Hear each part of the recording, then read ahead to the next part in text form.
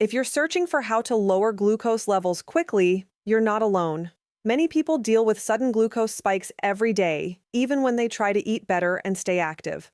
What most people don't realize is that small habits can play a role in supporting healthy glucose balance. Recently, a simple dietary approach, often referred to as the honey trick, has been getting attention for how it may help the body manage glucose levels more efficiently. This isn't a medication, a cure, or a medical treatment. It's a nutritional strategy that focuses on timing, consistency, and how certain foods interact with your body. The reason it's surprising is because it uses something familiar in a way most people have never considered before.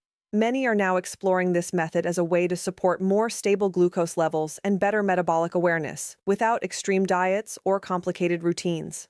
If you want to learn more about how this honey-based approach works and why it's generating so much curiosity, check the first pinned comment to watch the full video that explains this discovery in detail.